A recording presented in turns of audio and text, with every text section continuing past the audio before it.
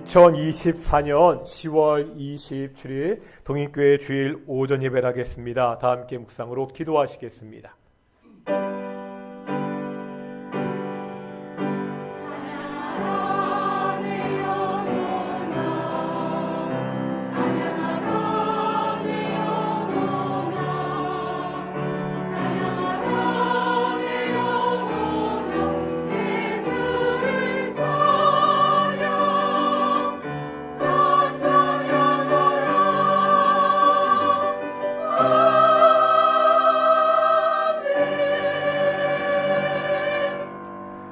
사도신경으로 우리의 신앙을 고백하겠습니다. 나는 전능하신 아버지 하나님 천지의 창조주를 믿습니다. 나는 그의 유일하신 아들 우리 주 예수 그리스도를 믿습니다.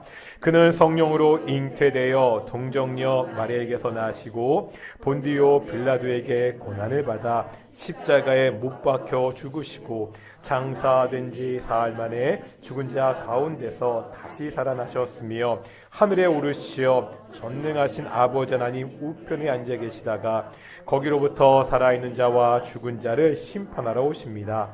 나는 성령을 믿으며 거룩한 공교회와 성도의 교제와 죄를 용서받는 것과 몸의 부활과 영생을 믿습니다. 아멘. 찬송가 32장 함께 찬양하시겠습니다.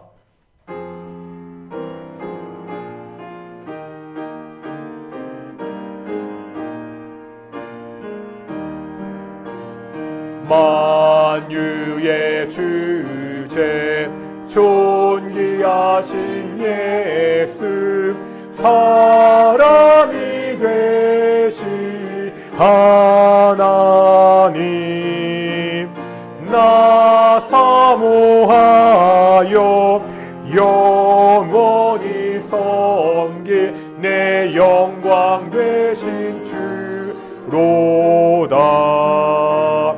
화려한 동산 무성한 저수목 다 아름답고 묘하나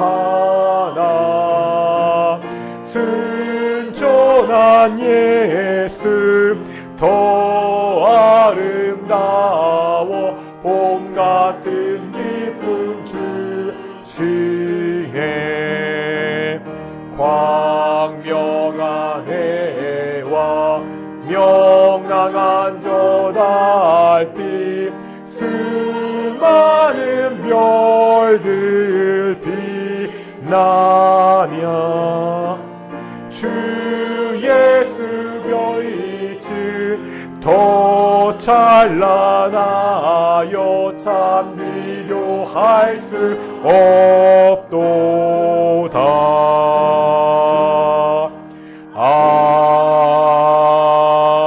아멘.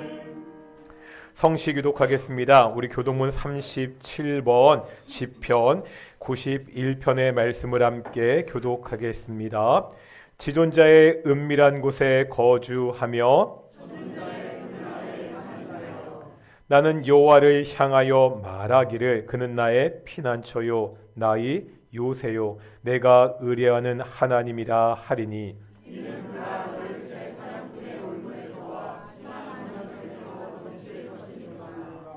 그가 너를 그의 것으로 덮으시리니 내가 그의 날개 아래에 피하리로다. 천명이 내 왼쪽에서 만명이 내 오른쪽에서 엎드려지나 그가 너를 위하여 그의 천사들을 명령하사 하나님이 이르시되 그가 나를 사랑한즉 내가 그를 건지리라. 그가 내 이름을 한즉 내가 그를 높이리라. 아멘. 자리에 앉으시겠습니다. 찬송가 370장 함께 찬양하시겠습니다.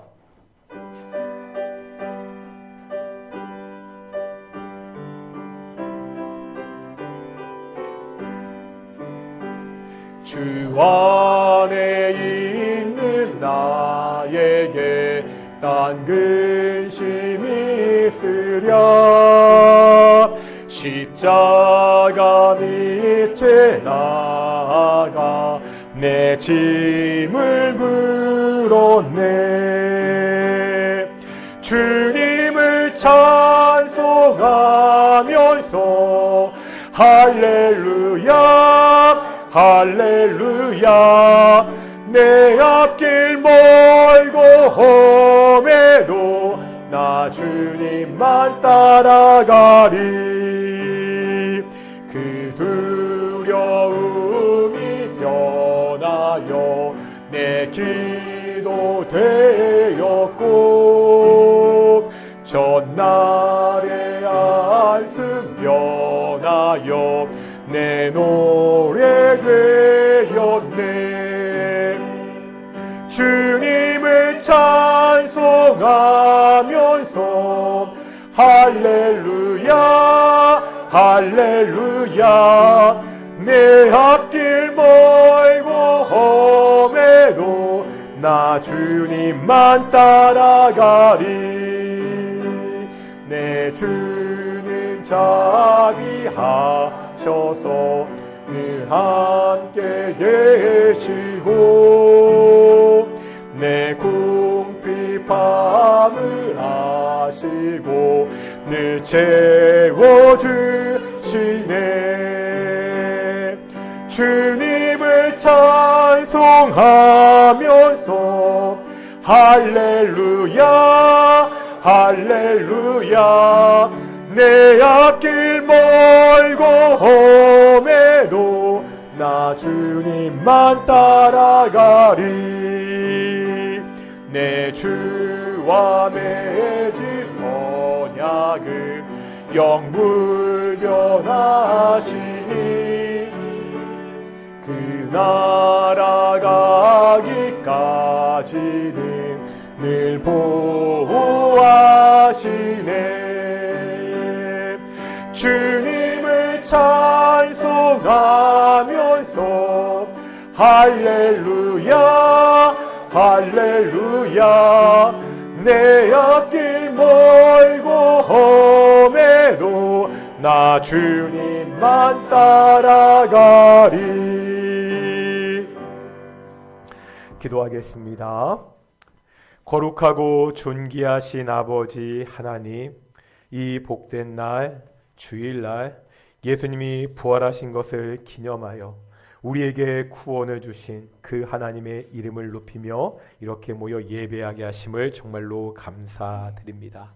하나님, 우리가 예배할 때마다 오직 성부, 성자, 성령 하나님의 그 성삼위 하나님의 이름만 높아지는 귀한 시간 될 수 있도록 인도하여 주십시오.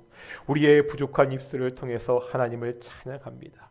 우리의 부족한 모습을 통하여 하나님께 영광 돌리고 있습니다. 하나님, 마음이 상한 자를 주께서 받아주신다고 말씀하셨습니다. 정말 연약하고 부족한 자들이지만 우리가 모여드리는 이 예배를 하나님이 기뻐 받아주시옵소서. 아버지 하나님, 이곳 가운데 임재하여 주시옵소서. 이 동인교회 예배당을 주목하여 주시옵시고 이곳 가운데 임재하셔서 사랑하는 모든 동인의 성도들이 하나님의 영광의 임재 가운데 하나님을 만나고 돌아가는 하나님의 은혜를 맛보고 경험하는 귀한 시간 될 수 있도록 주께서 인도해 주시옵소서. 하나님, 말씀하시면 우리가 듣고 그 말씀을 결단하고 그 말씀대로 순종하며 살아가는 귀한 시간 될 수 있도록 인도해 주시옵소서. 감사드립니다. 이 모든 말씀 예수님의 이름으로 기도드렸습니다. 아멘.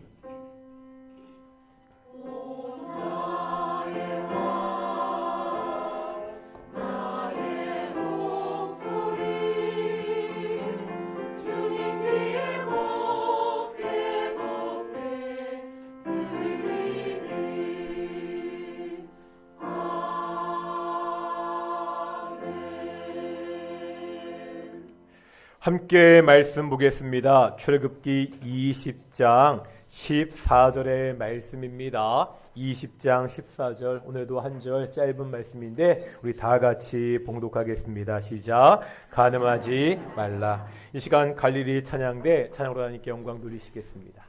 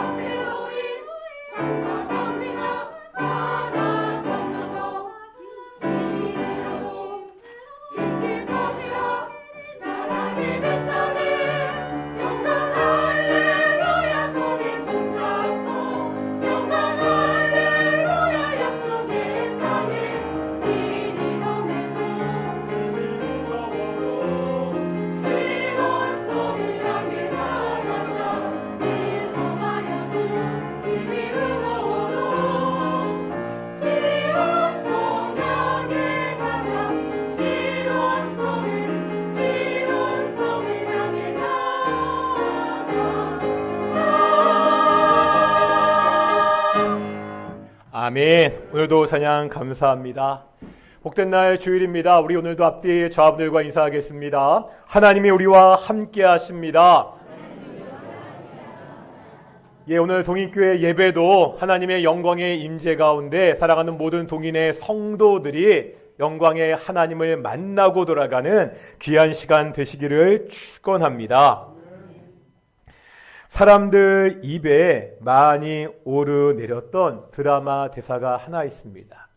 제가 이거를 잘 이렇게 흉내내야 되는데 제가 연기력이 없어서 그냥 읽어드릴게요. 사랑에 빠진 게 죄는 아니잖아. 다 아시죠?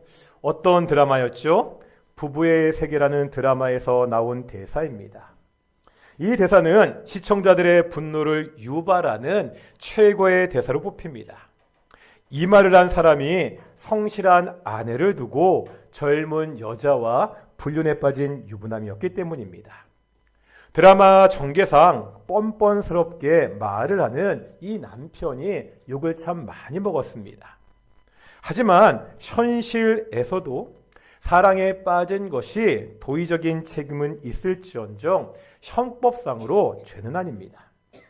2015년 2월 헌법재판소는 간통죄에 대해서 위헌 결정을 내렸습니다.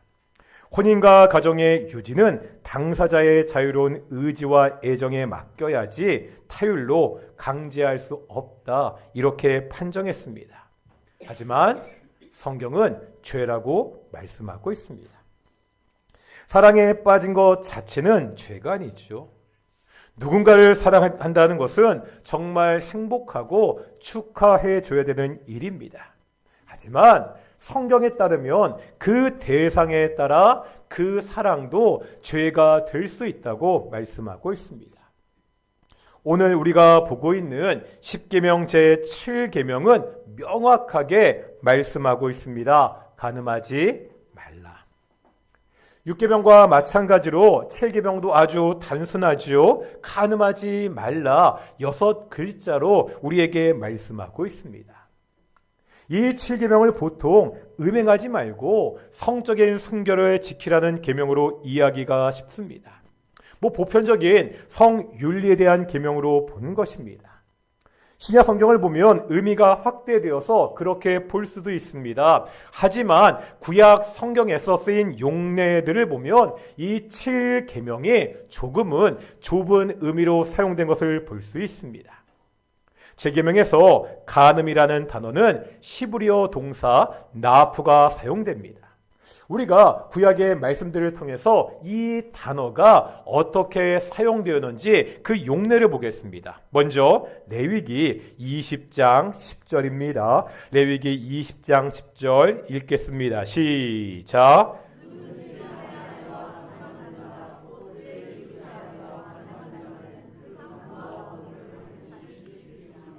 이 구절은요, 남자를 대상으로 하는 말씀입니다.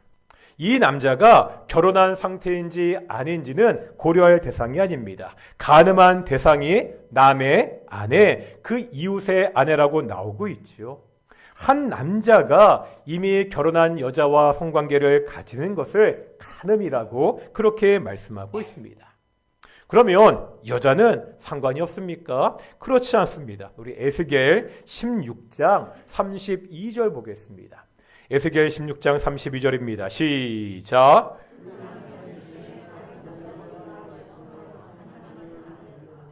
여기 보니까 이미 결혼한 여인이 남편 대신에 다른 남자와 내통하는 것도 간음이라 말씀하고 있습니다. 이 두 말씀을 보면 이 간음이라는 것이 뭐가 전제되어 있죠? 결혼이 전제되어 있습니다. 이것을 알 수 있는 또 다른 구절이 있습니다. 이제 신명기 22장 볼 텐데요. 23절과 24절입니다. 우리 함께 읽어보겠습니다. 시작.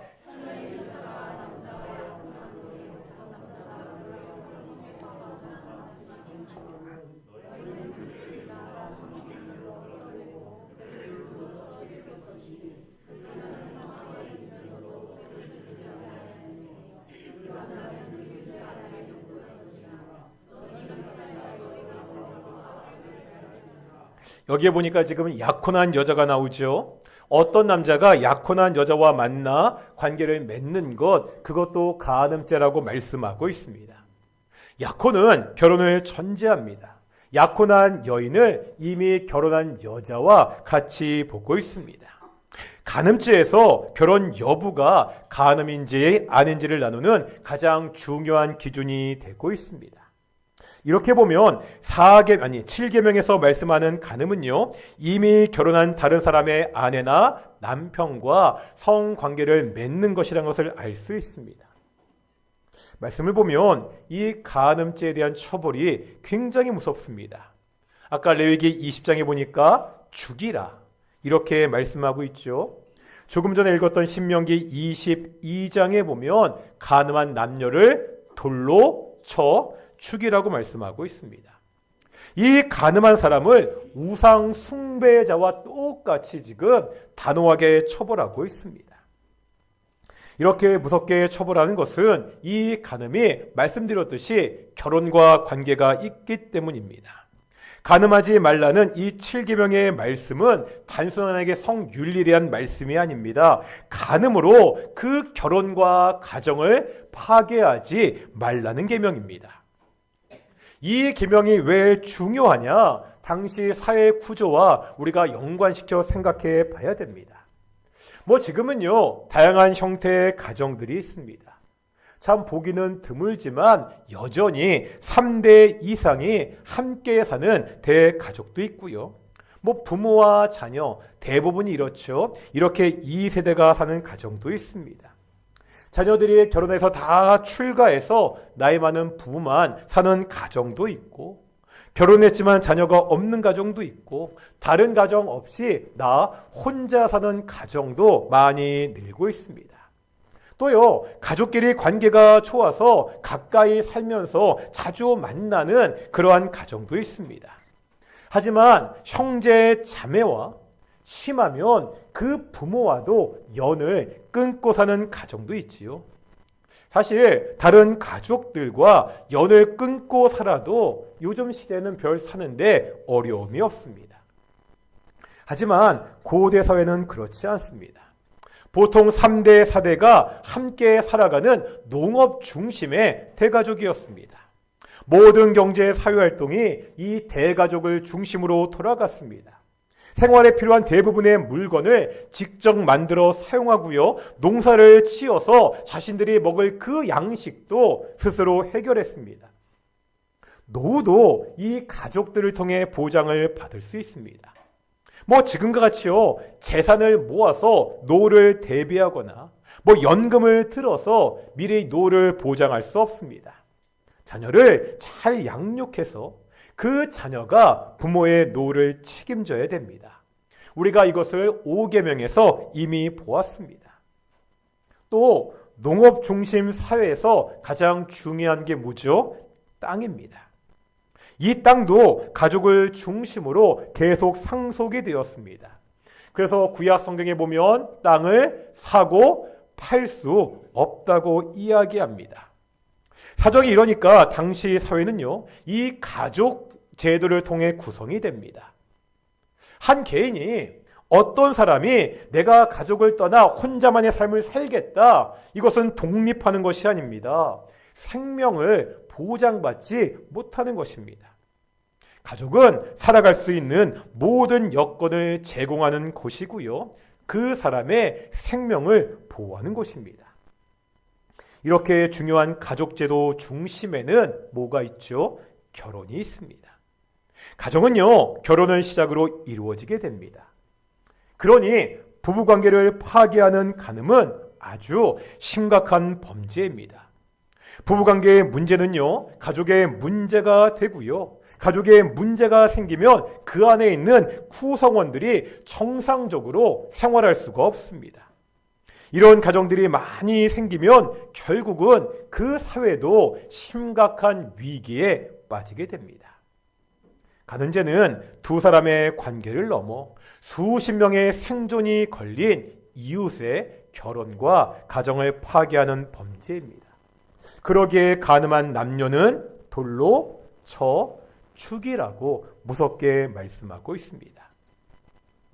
간음은 가정의 중심이 되는 결혼관계를 파괴합니다. 결혼관계가 파괴되는 것은 가정이 붕괴되기 때문에만 문제가 되는 것이 아닙니다. 결혼관계가 깨지는 것, 이것 자체도 아주 심각한 문제입니다. 왜 그렇죠? 우리가 성경을 보면 하나님이 이 땅에 가장 먼저 만드신 사회의 제도가 있습니다. 그게 뭐죠? 그것이 결혼입니다. 또 하나님과 이스라엘 백성들과의 관계를 신랑과 신부, 결혼의 비유에 말씀하기도 합니다. 결혼이 그만큼 특별하고 중요하기 때문입니다. 왜 결혼이 이렇게 특별하고 중요합니까? 우리 창세기 2장 24절입니다. 창세기 2장 24절 읽겠습니다. 시작.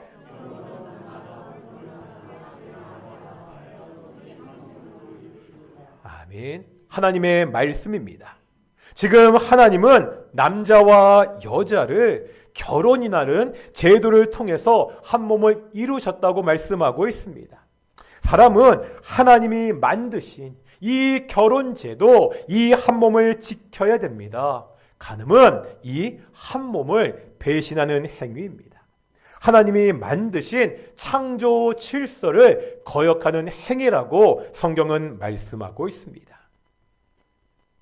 십계명 제7계명은 간음하지 말라고 말씀하고 있습니다. 바로 이 말씀은 결혼을 전제로 한다는 것을 우리가 우선 볼 수가 있습니다. 그러면 이제 한 가지 질문하게 되죠. 결혼 밖에서는 성을 마음대로 사용할 수 있습니까? 돈을 주고 성을 사는 것은 괜찮습니까? 결혼하지 않고 동거하는 것은 문제가 없습니까? 전 세계적으로 성매매 시장의 규모는 엄청납니다. 예전에는요, 이런 일들이 은밀하게 이루어졌습니다. 하지만 요즘은요, 인터넷의 발달로 공공연하게 벌어집니다. 아이들도 가지고 다니는 이 휴대폰으로 성적인 음란물을 아주 쉽게 접할 수 있습니다. 2024년 3월 19일 목회 데이터 연구소는 비혼 동거, 그러니까 결혼하지 않고 그냥 함께 남녀가 사는 것에 대한 과거 설문조사 결과를 소개한 적이 있습니다. 이 조사는요, 학원보고마협의회가 2022년에 전국의 대학생 1,000명을 대상으로 했던 것입니다. 한번 그래프 보실까요? 전체 대학생 통계를 보면 2022년에 비혼 동거, 결혼하지 않고 그냥 남녀가 같이 사는 것도 괜찮다고 찬성하는 게 몇 프로죠? 79%입니다. 반대는 겨우 21%입니다. 그런데 여기서 더 놀라운 게 뭐냐면 교회에 다니는 대학생들의 대답입니다. 옆에 보면 개신교 대학생이라고 되어 있죠. 개신교 대학생들 2022년에 비혼 동거 찬성률이 몇 프로죠? 64%입니다. 3명 중 2명 꼴로 비혼 동거를 교회 다니는 청년들도 찬성한다고 그렇게 응답하고 있습니다. 2012년 통계를 보실까요? 일반 대학생들도 36%만 찬성하고 반대가 64%로 훨씬 더 많았습니다. 또 교회 다니는 청년들도 반대가 75%, 찬성이 25%였습니다.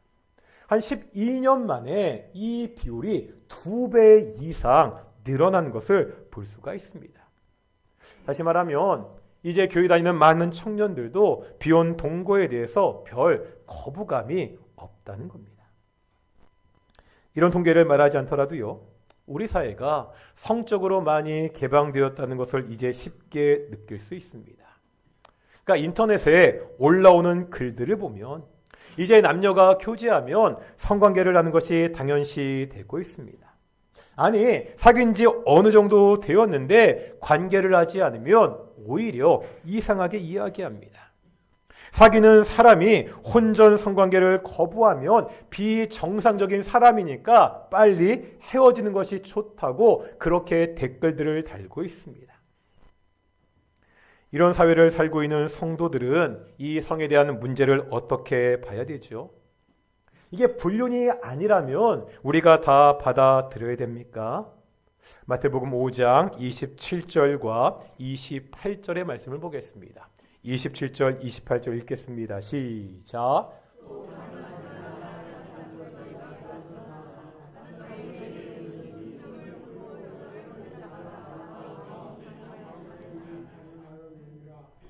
예수님은 27절에서 우리가 지금 보고 있는 7계명을 언급하고 있습니다. 그 다음에 28절에서 이 말씀을 아주 엄격하게 해석하고 있지요. 음욕을 품고 여자를 보는 것도 이미 마음에 간음했다고 말씀하고 있습니다.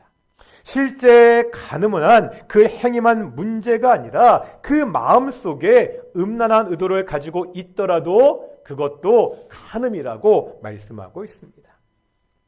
또 신약 성경을 보면 결혼 제도로 한 전제로 한 간음죄뿐만 아니라 음행 자체를 죄로 지적하는 구절들이 많이 있습니다. 구약에서는 강조하지 않았던 이 음행에 대해서 이렇게 신약 성경에 와서 강조하는 이유가 뭐지요? 예수님이 오심으로 상황이 바뀌었기 때문입니다. 예수님을 믿는 사람들은 더 이상 옛사람이 아닙니다. 어둠에 속한 자들이 아닙니다. 새로운 사람이 되었습니다. 빛의 자녀가 되었습니다. 음행은 빛의 자녀에게 어울리는 일이 아니라는 거예요. 고린도전서 6장 18절 보실까요? 6장 18절 같이 읽겠습니다. 시작.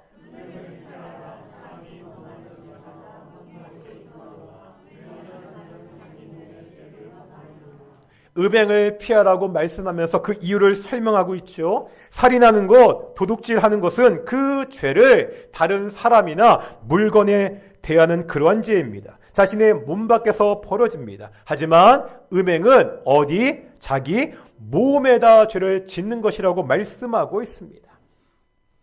어떤 사람은 내 몸을 내 마음대로 사용하는데 무슨 상관이냐고 할 수도 있습니다. 예수님을 믿어서 새 사람이 된 성도는요, 이제 내 몸도 단순히 내 몸이 아닙니다. 고린도전서 6장 15절입니다. 15절 읽겠습니다. 시작.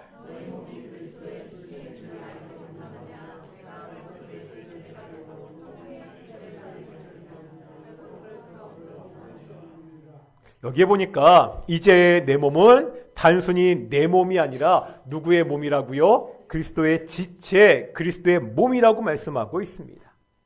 창녀와 함께한 자는 창녀와 한 몸이 됩니다. 그리스도의 몸인 내가 창녀와 한 몸이 된다면 그리스도의 몸을 창녀의 몸의 일부로 만드는 것이라고 말씀하고 있습니다. 뿐만 아닙니다. 이제 6장 19절 보실 텐데요. 6장 19절입니다. 읽겠습니다. 시작.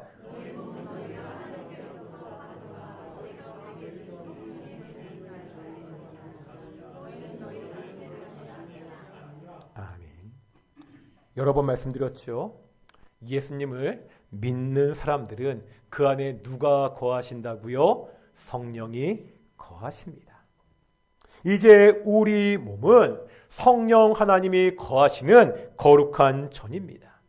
음행을 한다면 그것은 하나님의 전을 음란한 이방신의 신전으로 만드는 일입니다.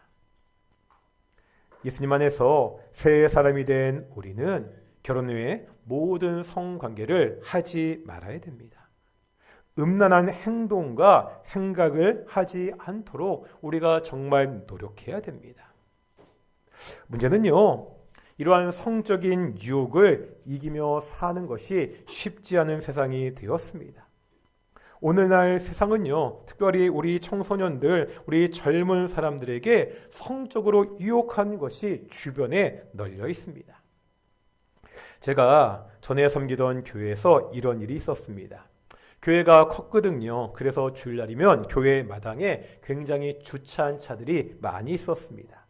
어느 주일날 예배를 마치고 내려오니까 교회 마당에 주차된 그 차마다 명함들이 꽂혀 있었습니다. 이게 차에 있는 거니까 중고차 매매나 카센터 홍보 명함이면 그럴 수 있다 이렇게 이해할 수 있습니다. 문제는요, 그 명함을 보니까 성적인 사진이 있는 안마방을 홍보하는 명함이었습니다. 그런 명함이 교회 마당에 주차되어 있는 차마다 다 붙어 있었습니다. 보고서 다 미리 제가 다 걷었는데요. 교회 마당이라고 더 이상 음란물의 안전지대가 아니라는 거예요. 우리의 자녀들이 이런 세상에 살고 있습니다. 어떻게 성적인 유혹을 이길 수 있죠? 우리가 창세기에 나오는 요셉의 모습을 한번 생각해 볼 수 있습니다. 요셉은 고향에서 노예로 팔려 애굽의 시대장 보디발의 집에 있게 되죠. 이 노예로 있던 요셉은요, 용모가 준수하고 아주 잘생긴 청년이었습니다. 이 요셉을 주인 보디발의 아내가 유혹합니다. 이게 그냥 한 번 유혹한 것이 아닙니다. 성경을 보면 날마다 기회가 있을 때마다 유혹합니다. 어느 날은 집안에 있는 사람들을 다 내보내고 그렇게 유혹을 합니다. 요셉의 신분이 뭐라고요? 노예입니다. 주인의 아내는 요셉의 생사 여탈권을 가지고 있습니다. 그냥 눈 한번 딱 감고 주인의 아내가 하자는 대로 하면 아주 편하게 살 수도 있습니다. 지금 집안에는 사람도 없습니다. 주인에게 일러서 문제를 만들 사람도 없다는 거예요. 하지만 요셉은요, 주인 아내의 요구를 거절합니다. 이런 상황에서 요셉이 어떻게 유혹을 이길 수 있었습니까? 첫째, 요셉은 자신이 언제나 하나님 앞에 있다는 사실을 인식하고 있었습니다. 창세기 39장 9절 하반절입니다. 39장 9절 하반절 읽겠습니다. 시작.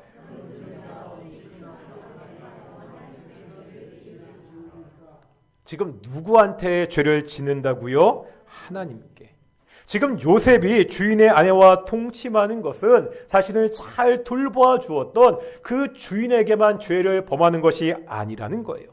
내가 큰 악을 행하여 하나님께 죄를 짓는 것이라 말하고 있습니다. 흔히들 이 성적인 죄를 은밀한 죄라 이렇게 이야기합니다. 맞지요? 사람들에게는 은밀한 죄일 수 있습니다. 하지만 하나님께는 은밀한 죄가 아닙니다. 우리가 항상 이 사실을 기억해야 됩니다. 두 번째, 요셉은 유혹의 현장을 피했습니다. 이제 39장 12절 보겠습니다. 39장 12절 읽겠습니다. 시작.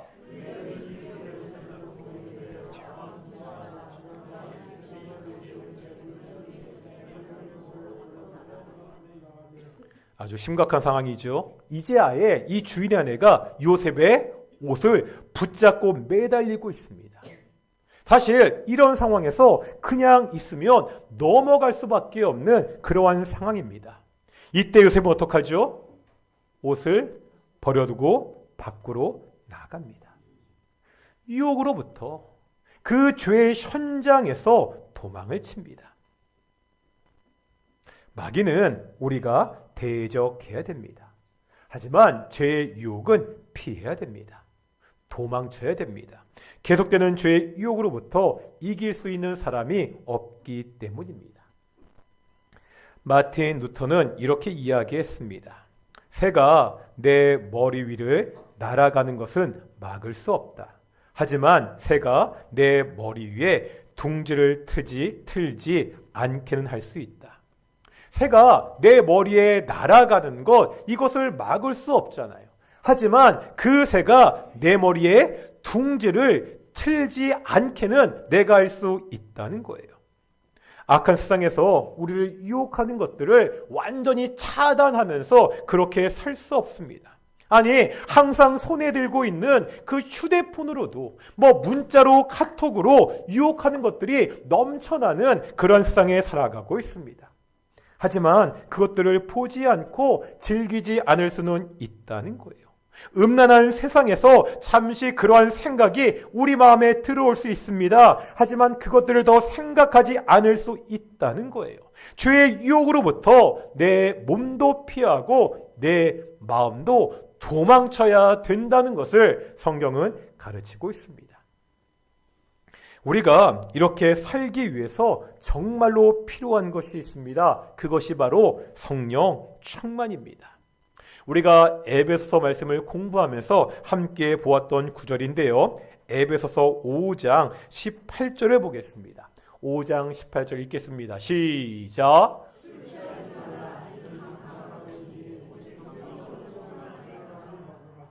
이 말씀을 보면 술 취하는 것과 성령 충만을 대조해서 말씀하고 있습니다. 이 구절 앞에도 보면 바울은 대조를 통해 설명합니다. 이런 거예요. 옛사람의 모습과 새 사람의 모습을 대조합니다. 어둠에 속한 자와 빛의 자녀를 대조했습니다. 옛사람과 새 사람, 어둠과 빛의 대조는 금방 이해가 됩니다. 그런데 술 취하는 것과 성령 충만 이렇게 대조하는 것은 좀 어색합니다. 성령 충만한 것을 겨우 술 취하는 것에 대조하는 것은 요즘 말로 밸런스 붕괴같이 보입니다. 이렇게 대조하는 이유가 뭐죠? 당시 사람들이 섬기던 신 중에서 디오니소스라는 신이 있었습니다. 이 신이 로마식으로 이야기하면 바카스입니다. 무슨 신이죠? 술의 신입니다. 이 디오니소스 신은 당시 사람들에게 많은 사랑을 받았습니다. 이 신을 섬기는 사람들은 이 술 취하는 것을 통해서 신에게 특별한 영감을 받을 수 있다고 생각했습니다. 이렇게다가 자신을 통제하지 못한 채 성적으로 문란한 행동을 했습니다. 술 취하는 것이 방탕한 모습으로 쉽게 이어졌습니다. 그러기에 술 취하지 말라, 이것은 방탕한 것이라고 말씀하고 있습니다. 술 취한 사람은 술의 지배를 받습니다. 자기 스스로를 통제하지 못하고 술이 시키는 대로 합니다. 결국 방탕한 모습으로 이어지기가 쉽다는 거예요. 반면에 성령 충만한 사람은 누구의 지배를 받는다는 거예요? 성령의 지배를 받습니다. 누가 그 사람을 통제한다고요? 성령께서 그 사람을 통제합니다. 우리가 죄의 유혹으로부터 이길 수 있도록 성령께서 우리를 통제하고 인도하신다고 성경은 말씀하고 있습니다. 죄의 유혹을 이기는 것, 특별히 오늘 본문의 말씀과 같이 성적인 유혹을 이기는 것은 단순히 내가 좀 더 도덕적인 사람이 되고 내가 좀 더 내 의지가 굳건해지는 것으로 되지 않습니다. 술 취하지 말고 어떤 사람이요? 성령 충만한 사람이 되어야 됩니다. 바로 성령께서 나를 통제하시고 성령께서 나를 지배하시고 성령께서 나를 다스려야 됩니다. 우리가 그렇게 살 때, 성령 충만할 때 이 악한 세상에서 순결한 그리스도의 신부로 죄의 유혹으로부터 나를 지키며 살 수 있다고 성경은 가르치고 있습니다. 성적으로 참 악한 세상입니다. 성적인 죄뿐만이 아니죠. 여러 가지 악한 것들이 우리를 참 유혹하는 세상입니다. 이런 세상에서 그리스도의 신부로 정결하게 거룩하게 살아가는 우리 동인의 성도들이 되시기를 축원합니다. 바로 우리의 자녀들이 이런 세상에서 오직 성령 충만으로 거룩하게 정결하게 살기를 축원합니다. 우리 함께 정결한 마음 주시옵소서 찬양하시고 우리 말씀을 놓고 함께 기도하기를 소망합니다. 함께 정결한 마음 주시옵소서 찬양하며 나아가겠습니다.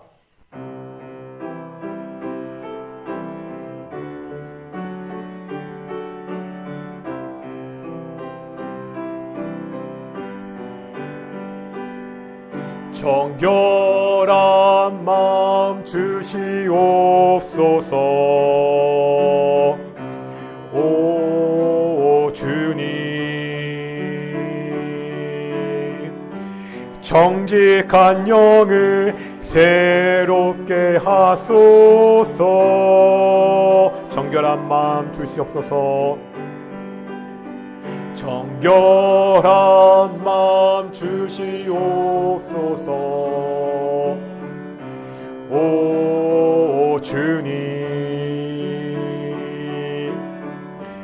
정직한 영을 새롭게 하소. 다시 한번 찬양하겠습니다. 정결한 마음 주시옵소서.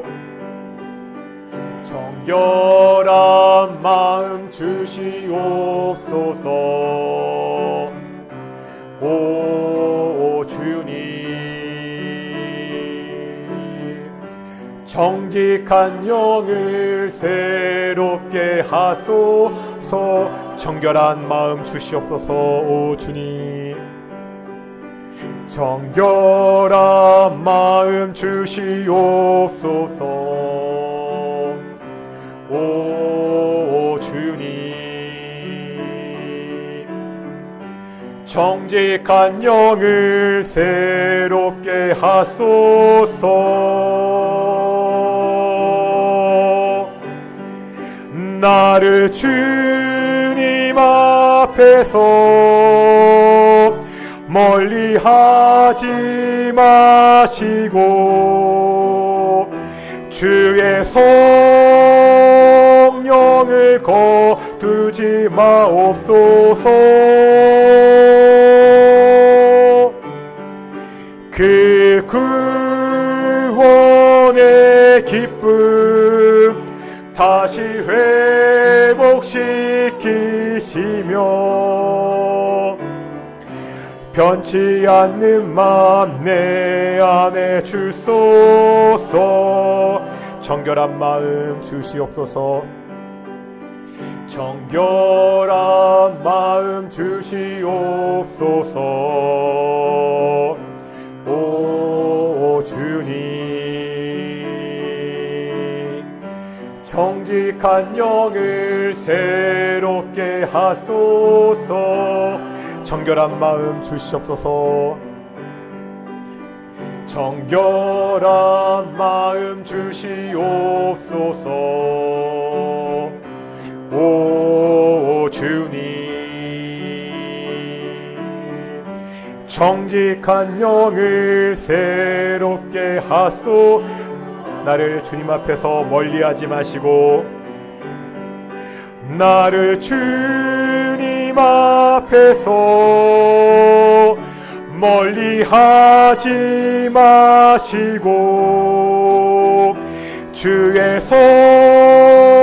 성령을 거두지 마옵소서. 그 구원의 기쁨 다시 회복시키시며 변치 않는 마음 내 안에 주소. 나를 주님 앞에서 멀리하지 마시고 나를 주님 앞에서 멀리하지 마시고 주의 성령을 거두지 마옵소서. 그 구원의 기쁨, 그 구원의 기쁨 다시 회복시키시며 변치 않는 마음 내 안에 주소. 정결한 마음 주시옵소서. 오 주님, 정결한 마음 주시옵소서. 오 주님, 정직한 영을 새롭게 하소. 정결한 마음 주시옵소서. 오 주님, 정결한 마음 주시옵소서. 오 주님, 정직한 영을 다시 한번 찬양하겠습니다. 정결한 마음 주시옵소서. 오 주님, 정결한 마음 주시옵소서. 오 주님, 정직한 영을 새롭게 하소. 정결한 마음 주시옵소서. 오 주님, 정결한 마음 주시옵소서. 오 주님,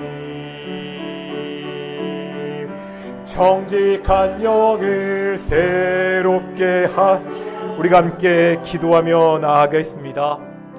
성적으로 참 악한 세상입니다. 뿐만 아니라 여러 가지 죄의 유혹이 많은 세상입니다. 이런 세상 가운데 하나님 우리에게 정결한 마음을 주시옵소서. 우리 마음 가운데 정직한 영을 새롭게 하여 주시옵소서. 나를 성령 충만케 하여 주시옵소서. 이 죄악된 세상에서 그리스도의 순결한 신부로 살아갈 수 있도록 기도해 주시고, 특별히 우리의 자녀들을 위해서 기도하겠습니다. 정말로 우리 어린 자녀들 유혹한 것이 넘쳐나는 그러한 세상입니다. 우리의 자녀들이 이 험악한 세상에서, 우리의 손주들이 이 악한 세상에서 그 신앙을 지키고 그 믿음을 지키고 정결하고 거룩하고 살아갈 수 있는 귀한 자녀들이 될 수 있도록 우리 함께 기도하기를 소망합니다. 함께 기도하시겠습니다. 아버지 하나님, 우리가 참으로 험악한 세상을 살고 있습니다. 너무나 악의 유혹들이 가까이 있는 그런 세상을 살고 있습니다. 특별히 성적인 유혹이 너무나 넘쳐나는 그런 세상을 살아가고 있습니다. 성적인 윤리가 성경과 반대되는 쪽으로 올라가는 그런 세상 우리가 살고 있습니다. 하나님, 우리가 이런 세상 가운데서 오직 하나님만 섬기며 오직 정결하게 살 수 있도록 인도하여 주시옵소서. 그리스도 예수의 신부로 정결하고 거룩하게 살 수 있도록 주여 인도하여 주시옵소서. 하나님, 우리에게 정결한 마음을 주시옵소서. 하나님, 우리 마음 가운데 정직한 영을 새롭게 하여 주시옵소서. 우리가 예수 그리스도를 통하여 하나님의 구원받은 자녀입니다. 이제 새로운 피조물이 되었습니다. 이제 빛의 자녀가 되었습니다. 우리가 이 땅 가운데서 새로운 피조물로 우리가 빛의 자녀로 살아갈 수 있도록 인도하여 주시옵소서. 성령 충만케 하여 주시옵소서. 성령의 나를 지배하여 주시옵소서. 성령의 나를 통제하여 주시옵소서. 성령이여 나를 인도하여 주시옵소서. 아니, 우리 특별히 우리의 자녀들을 성령 충만하게 하여 주시옵소서. 우리의 자녀들이 믿음을 가지고 성령 충만함으로 살고 말미암아 이 약한 세상에서 그 믿음과 신앙을 지키고 정말 정결한 그리스도의 예수의 신부로 새벽 이슬 같은 주의 자녀로 살아갈 수 있는 놀라운 역사가 있도록 인도하여 주시옵소서. 우리 동인의 가정들 그 어린 자녀들 그 어린 손주들을 지켜 주시옵시고 정말 그들이 그리스도 예수의 신앙 안에서 복음 안에서 온전히 자라갈 수 있도록 주께서 함께 하시고 주께서 붙잡아 주시옵소서. 거룩하고 존귀하신 아버지 하나님, 우리가 거룩하신 하나님의 자녀라고 고백합니다. 하나님의 거룩하심을 따라 우리가 거룩하게 살 수 있도록 인도해 주시옵소서. 우리의 힘, 우리의 능력으로 되지 않는 것을 잘 알고 있습니다. 하나님, 나를 정결하게 해주십시오. 내 안에 정직한 영을 새롭게 해주시옵소서. 오직 성령 충만함으로 성령의 지배를 받고 성령의 인도하심을 받아 살아가는 귀한 동인의 성도들, 우리의 귀한 자녀들이 될 수 있도록 인도해 주시옵소서. 감사드립니다. 이 모든 말씀 예수님의 이름으로 기도드렸습니다. 아멘. 찬송가 215장 하시면서 우리 헌금 봉헌하시겠습니다. 215장 1절과 4절입니다.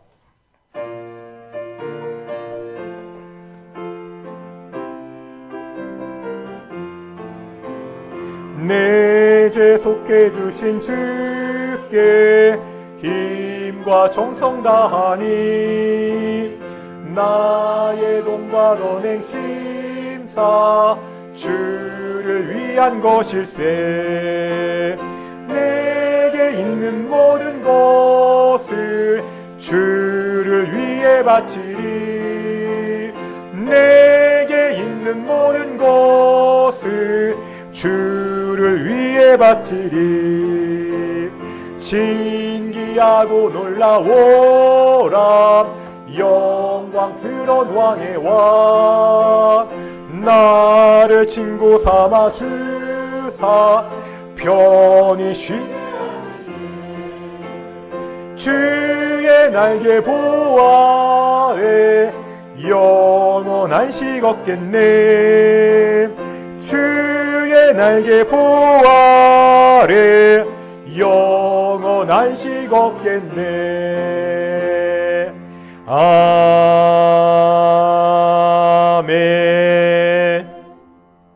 기도하겠습니다.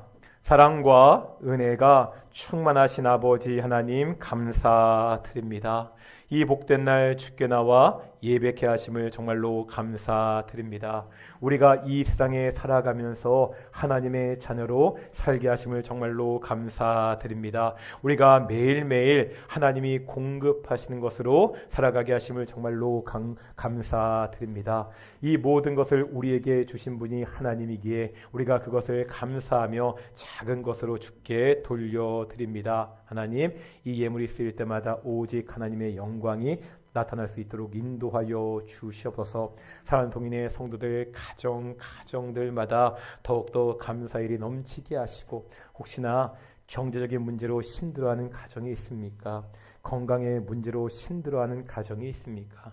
관계의 문제로, 자녀의 문제로 힘들어하는 가정이 있습니까? 하나님, 주께서 그 문제 가운데 개입하시고 가장 좋은 길로, 사는 길로 인도하셔서 언제나 감사가 넘치는 귀한 동인의 가정들이 될 수 있도록 주께서 함께 주시옵소서. 감사드립니다. 이 모든 말씀 예수님의 이름으로 기도드렸습니다. 아멘. 다시 한번 인사하겠습니다. 하나님이 우리와 함께 하십니다. 다시 한번 인사할 텐데요. 성령 충만합시다. 언제나 하나님 임재 앞에서 성령 충만으로 살아가는 우리 귀한 동인의 성도들이 되시기를 축원합니다. 계속 광고드립니다. 우리 찬양대원을 모집합니다. 우리 함께 하실 분들은 우리 김경자 권사님께 꼭 말씀해 주시고요. 우리가 매달 한 번씩 매월 첫째 주 금요일날 금요 1시간 기도회를 합니다. 뭐 누가 특별히 인도하는 거 아니고, 물론 앞에 제가 찬양 인도하고 기도를 시작하지만 우리가 1시간 동안 자신의 기도 제목을 놓고 이 자리에 모여서 함께 기도하는 시간입니다.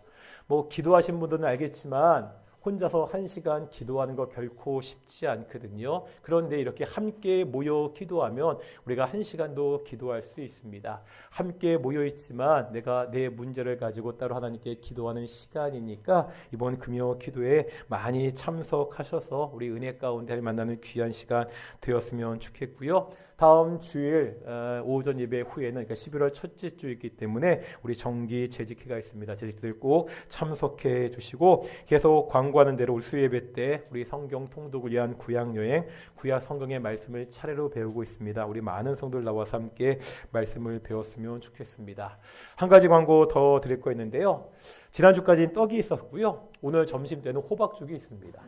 예. 맛있더라고요. 맛봤는데 성도님들 웬만하면 그냥 가시 마시고요. 이렇게 맛있는 호박죽 먹을 기회 별로 없으니까요.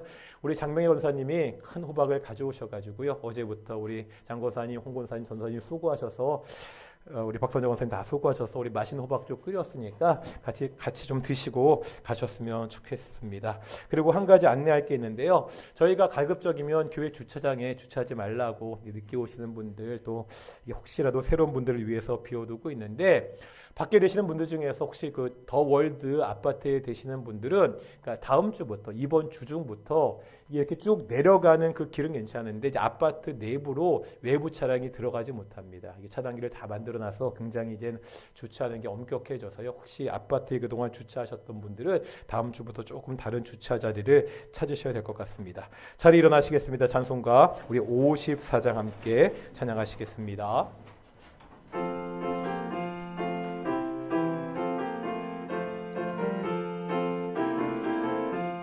주여 복을 구하오니 편히 가게 하시고, 사람마다 주 은혜로 이기도록 하시고, 광야 같은 세상에서 항상 인도하소서. 주의 복된 말씀 듣고 무한 감사합니다. 구원받은 수의 성도 열매 맺게 하시며, 하나님이 우리 함께 항상 계시옵소서. 아멘. 기도하겠습니다. 이제는 예수 그리스도의 은혜와 아버지 하나님의 사랑하심과 성령의 교통하심이 이 약한 세상에서 그리스도의 정결한 신부로 살아가는 동인의 성도들 가운데 영원히 함께 하시기를 축원합나이다. 아멘.